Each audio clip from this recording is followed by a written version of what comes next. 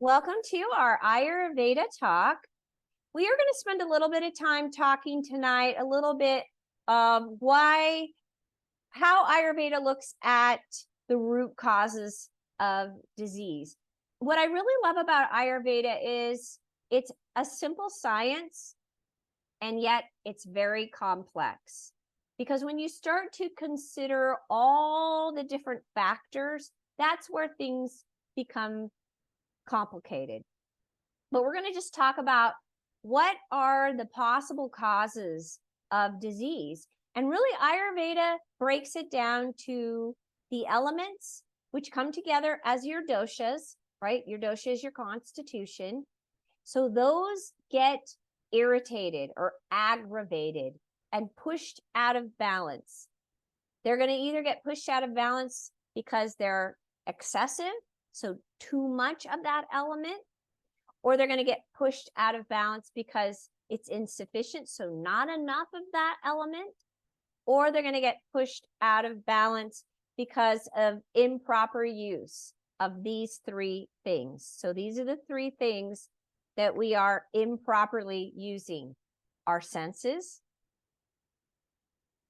our actions, and our seasonal factors.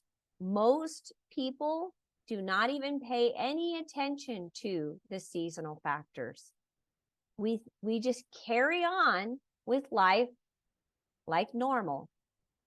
And that's all fine, except that it may be contributing to an imbalance, which over time will then cause a much bigger imbalance. And as those imbalances gain momentum, they move deeper into our tissues and into our systems. So that means that it may show up as a simple symptom that you could easily deal with, but we ignore it because I don't have time to deal with that. I got to get up. I got to go to work. I got to deal with the kids. I got to take grandma to her doctor's appointment or whatever. And so we ignore what's going on, those simple things that are going on. And I talked about the three pillars of health in Ayurveda: digestion, sleep, and energy. Those three things you're paying attention to. I just sent out an email article. But we're going to talk a little bit about how to break down these three things. So remember, there are three causes of illness, and I talked about it. One is excess dosha, which means there's too much of those elements. So vata dosha is ether, air. Pitta dosha is fire and a little bit of water. And kapha dosha is water and earth. Now, if you get an excess of one, that's going to cause an imbalance. Okay. The other thing is insufficient dosha. So insufficient elements. If you don't have enough fire in your belly, you can't digest your food. You're not getting the nutrients that you need to help sustain your actual tissues. So that's an imbalance of insufficiency. Okay. But then the last one, remember, is improper use of the senses. So what does that look like? It means that you are having an unwholesome contact of the senses, which is taste, touch, sight, sound, and smell with objects. For example, if you're listening to loud voices, noise pollution, excessive listening, that causes aggravation.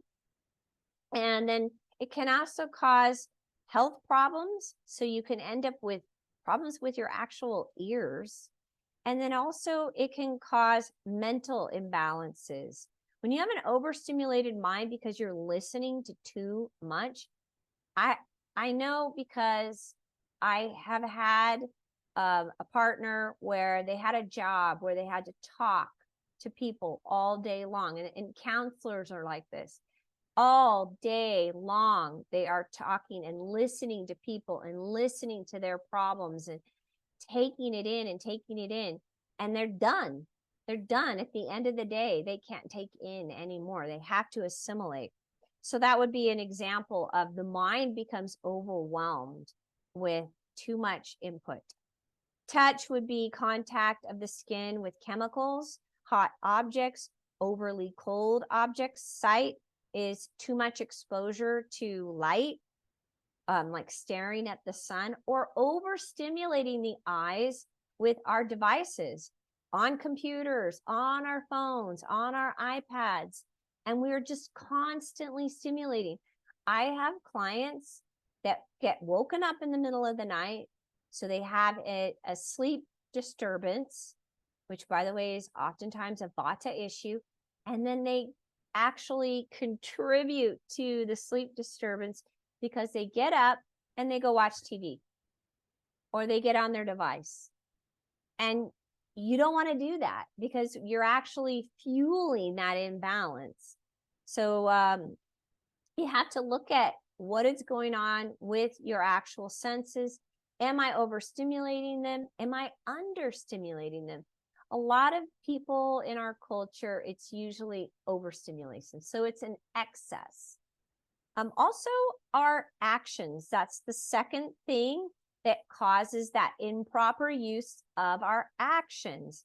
And that relates to our body, how we speak. It relates to the mind.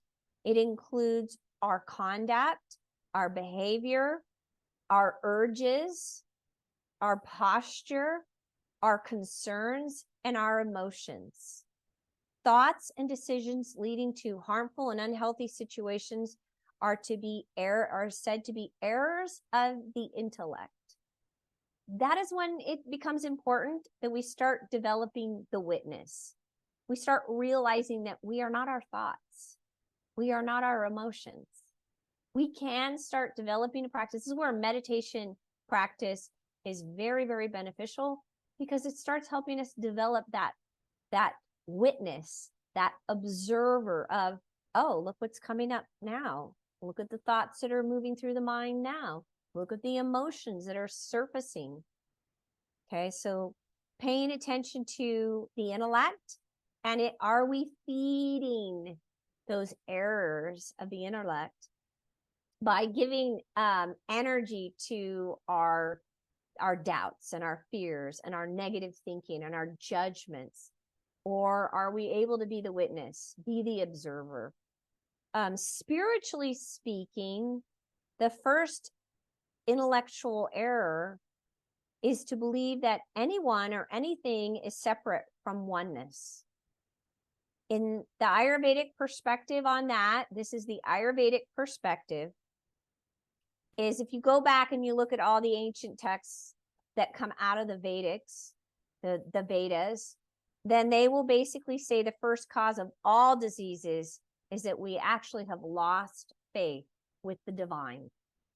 And that includes your divinity, which is your soul, right? So if you have no contact with that, then you have lost that connection, and therefore you don't trust and you have no faith in that divinity, which is within you. So that's just the Ayurvedic factors.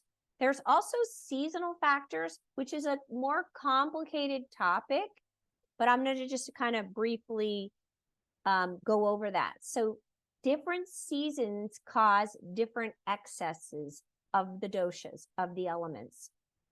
And when you have vata that accumulates, it's going to accumulate dry and dehydrating type of heat, like in the summer.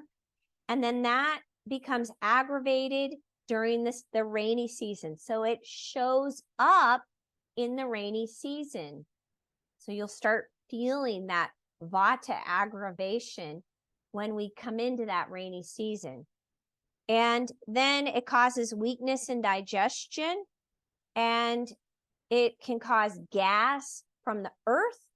So not digesting too heavy of foods, and you can't digest it. You got to increase your digestive fire. Okay, so pitta then accumulates during rainy season due to acidic conditions of the atmosphere, and also weakens the digestion. That typically happens between September and November. And I was talking about this with you guys why we do the fall cleanse. We're doing the fall cleanse to pull out excess heat in the body. It accumulates, it hits its peak in September. It starts to hit its peak starting in September. That's why we start feeling more agitated as the season starts to change. So then when the heat returns and you might start feeling a little more balanced. And that is then when we start moving into kapha accumulation, which is earth and water. And that happens during the cold season, January to March. And that's due to cold, damp, caused by wind, clouds, and rain. So kapha is earth and water. It's already heavy. It's already wet. And then it gets excess. It goes into excess because of all of the conditions in the atmosphere.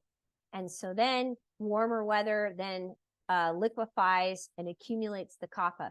And that is why in the spring, you do a spring cleanse, because you want to remove the excess kapha that has been accumulating, right? So the seasonal factors matter. And we have to start realizing that we're no different than nature, and that the seasons are impacting us, and we need to make these adjustments. It's because it leads to those imbalances within us and becomes a root cause of these symptoms that we might be dealing with. And like I said, if you don't deal with things at the root cause, then it becomes a bigger problem later on. Okay, so paying attention to your senses, what's happening with them? Are you overstimulating them? Are you understimulating them? Paying attention to your actions. How are you showing up for your life? How are you showing up for the people around you? Are you, contributing your actions in a way that is positive and helpful? And then seasonal factors. You got to consider those. They matter. Okay. So that's our talk for tonight. If you have any questions, reach out to me, aspiredelements@gmail.com. Hopefully you guys got a lot out of that. It's a lot of information, and that's when Ayurveda gets complicated. All right, let's get going with our practice.